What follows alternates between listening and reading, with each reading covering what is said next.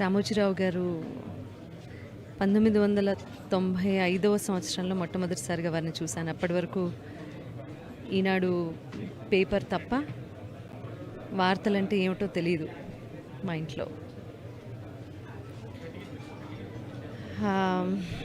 ఒక మహాప్రస్థానం.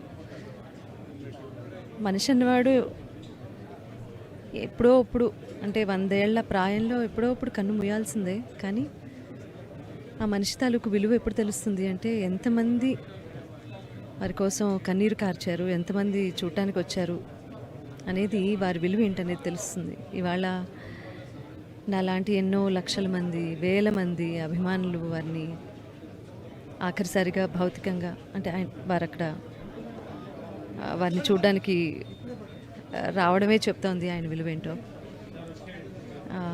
ఒక ఎంపైర్ స్థాపించారు, ఎంతోమందికి అన్నం పెట్టారు, ఎంతోమందికి స్ఫూర్తిదాయకంగా నిలిచారు రామోజీరావు గారు.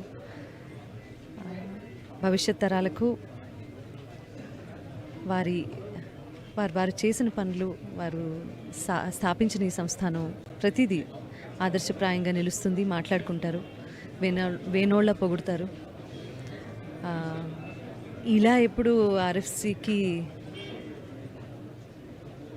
వస్తానని అనుకోలేదు. 90 ఏళ్ళు ఖచ్చితంగా బతుకుతారు వారు అని వారి కుటుంబ సభ్యులతో సహా నేను కూడా అనుకున్నాను. కానీ దేవుడు ఒకటి రాసిస్తాడు, దాన్ని మనం ఎవరైనా తప్పించలేము. కాబట్టి వారికి సద్గతి ప్రసాదించాల్సిందిగా భగవంతుడిని మనసారా కోరుకుంటున్నాను. రామోజీరావు గారు లివ్స్ ఫర్ ఎవర్.